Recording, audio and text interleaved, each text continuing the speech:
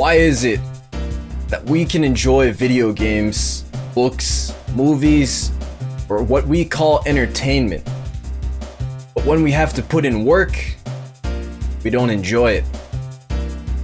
We run away from it. We tell ourselves it's not worth our time. There's something better I can be doing. We dread those 9 to 5 hours. We dread that part-time job when people pick our shifts. I mean, does it really matter when we work? Did it matter when we started playing those video games, or we read those books, or we enjoyed the movies for our own entertainment? We could do that at any time. The reason we enjoy that entertainment is because from the start, we get feelings that we don't have to even challenge ourselves or have a risk while we're doing that one entertainment activity. It's a free and liberating de-stressor. It's a way we can free our mind, but we get addicted to that feeling. And when we have to get back to the real work, the stuff that gives us food every single day, the stuff that gives us a place to live, and the stuff that creates our lifestyle, we cringe. We stop. We tell ourselves, it's just too hard. I can't do it. So we struggle through our work.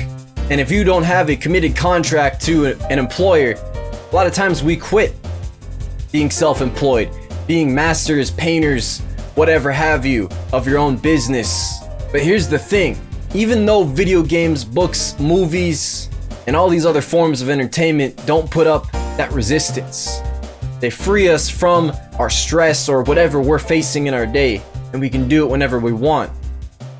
We still seem to not be satisfied when we finish it. But if we compare that to work, do you think we're not going to be satisfied at the end when we complete what we dread, what we suffer through, what we told ourselves is too hard?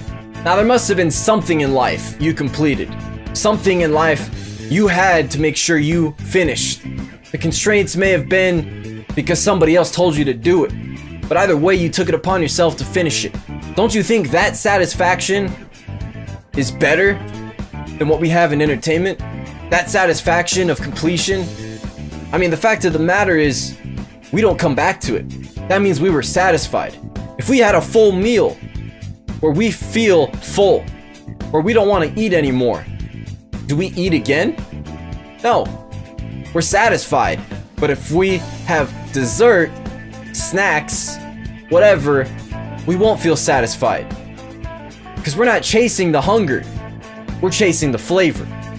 If there's anything this challenge taught me, it's that in these 75 days, it wasn't just about putting in the work. It was finishing my work in all these different categories for 75 days. The thing is, we're actually afraid of finishing things. We compare ourselves from the starting line to the finish line. And when we see that gap, that deters us from finishing when we have to see what work we have to put in. So instead of taking one step at a time in the race, now we're giving up before we even take a step. In the case of video games, in the case of sports, in the case of any sort of entertainment, there's a way to turn it into work. Pro players, the people who design, the people who test it out. Now it's work. Now it's something they have to do actively for a goal or a mission. They have to get in that training room. They have to find those bugs. And it's not going to get done unless they are actively looking for it, unless they're actively doing it. The second it becomes work, now we dread it. How do you think the pro players do it? Do you think they are just focusing on the finish line of the tournament? Yeah, it's good to put yourself in the mindset that you're going to be going for the top of the tournament chain, getting first place. But there's steps in between that, just like how there is in a finish line in a race. They gotta have milestones when they train. They gotta know what they want to work on. They gotta have things to master.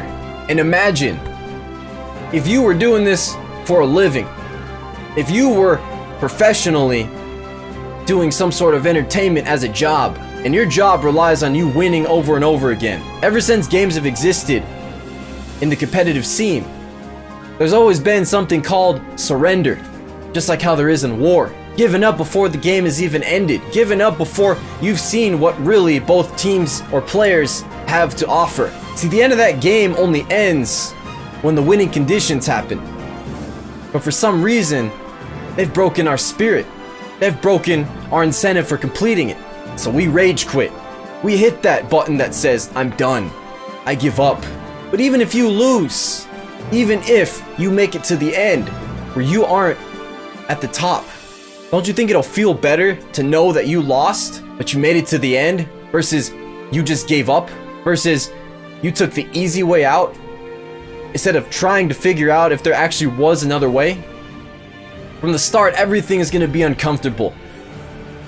It's not a habit yet. It's not something we are used to. You're going to hate working out. You're going to hate putting in the hours. You're going to hate trying to reach those milestones. But as you become more comfortable with your limitations, with what you see as your perception of what is possible for you to complete, you begin to become more comfortable. You begin to push what that line of uncomfortable is. But if you quit now, if you quit at the starting line, if you quit before you finish, that satisfaction, that feeling of GG, that feeling of you did something, or that feeling where you were able to experience the entire actual experience will never be felt. You'll not get a single thing from that. So do you want to throw it all away? Throw it all in the recycle bin and hit delete? Or do you want to get something out of it? Get a fucking reward. Doesn't have to be a good reward. Doesn't have to be a bad reward. But get something out of it. Don't quit now.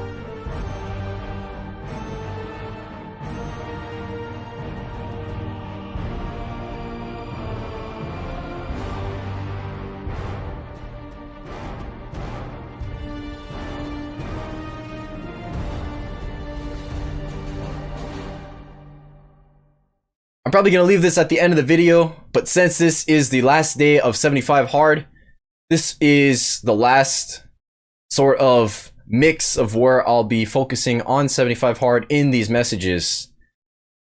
But I'm still looking forward to making more videos in the future, especially if there's a need for it or a want for it. So let me know if you do want to see more of these. And I will be pushing out a compilation and lessons learned and what I did and what sort of challenges I faced and what type of things helped me get through this challenge at the end of either next week or when I finish these PRs.